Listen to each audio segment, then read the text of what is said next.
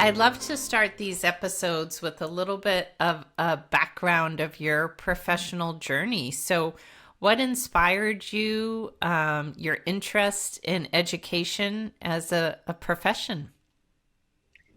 Well, thank you for asking that question, Liz. I like to think of myself as a novice storyteller, and so this question gets me really excited. I'm coming up on a birthday, and I had to think about like what really got me into this. And I think each year you kind of remember something more, right? Or at least you remember it a little bit differently. Um, I had the privilege of growing up in an intergenerational family. My parents were young, and I was eventually raised by a single mom, and we lived with her parents in a rural community in central Virginia. And so I started school in a small school where teachers that I had kindergarten through second grade had also taught my mother and her siblings. And Wow. so it was a very special place. I had family members, great aunts that worked in that school building as well. And so going to school felt like an extension of home.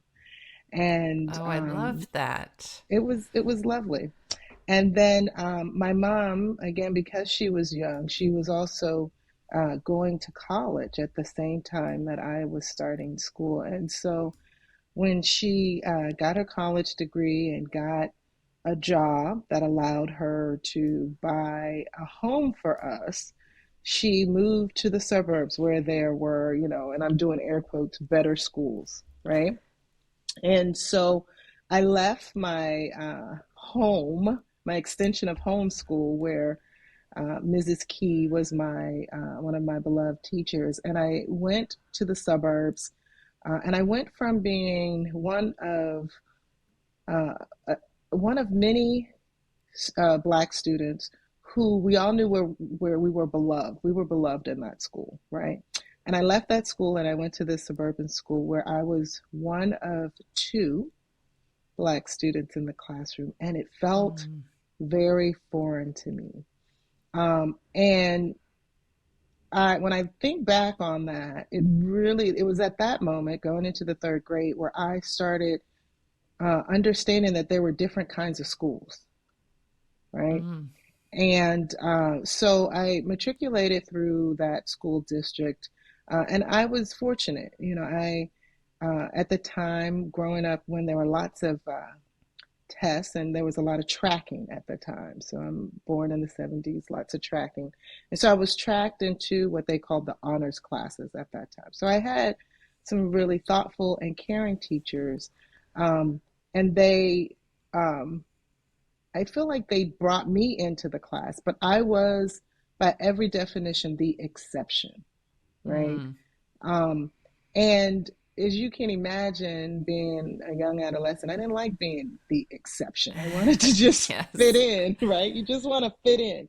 And so I remember my biology teacher, Mrs. Anderson, my government teacher, Mr. Rowlett.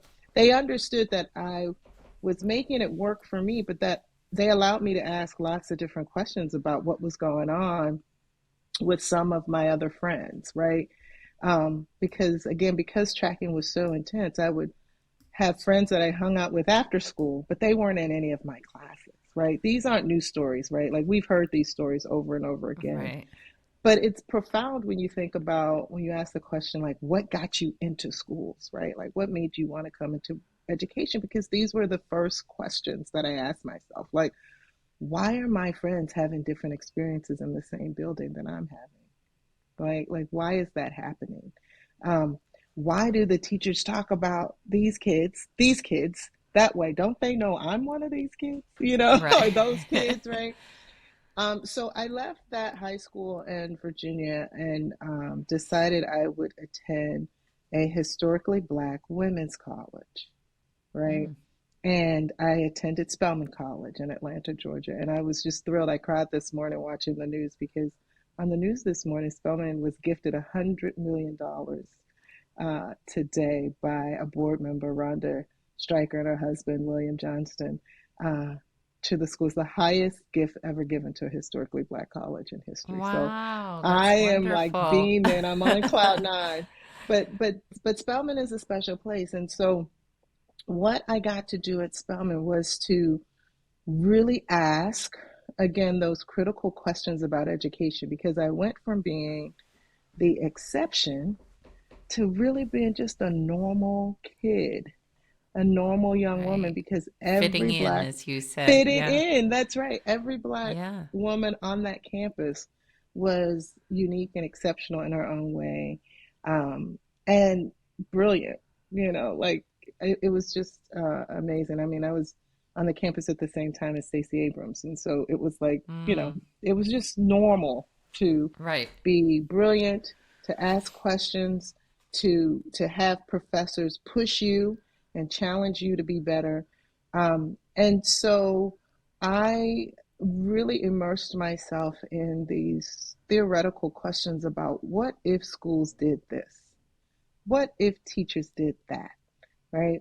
What would it look like if I had had an experience like this when I was, in the fourth grade, fifth grade, when I was Right. thinking about studying science or a foreign language? And so I took those questions to graduate school at the University of North Carolina at Chapel Hill, and I was fortunate enough to work with Dr. George Noblet, who is a sociologist of education, and Mm, he just encouraged me to continue to ask questions around um, the experiences of Black students in schools. He encouraged me to um, to be in communities in North Carolina that I had not been a part of.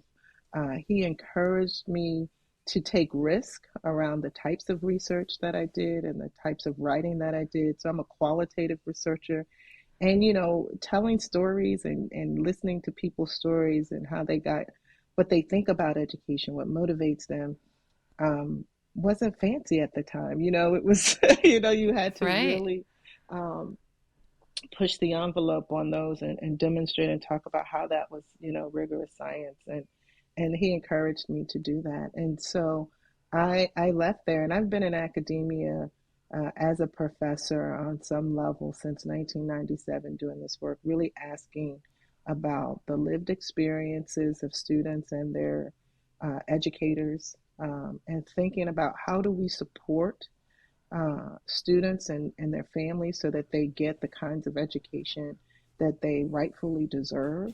And then how do we support those educators who are working hard every day, who are really invested in making sure that students' lives are better, that they have the opportunity to find purpose and to live that purpose out in their lives. And they're trying to do that from uh, a place of equity, like really focusing in on equitable practices that create inclusive experiences so that every student feels like they're able to be their best as a student, and then therefore their best as a human being.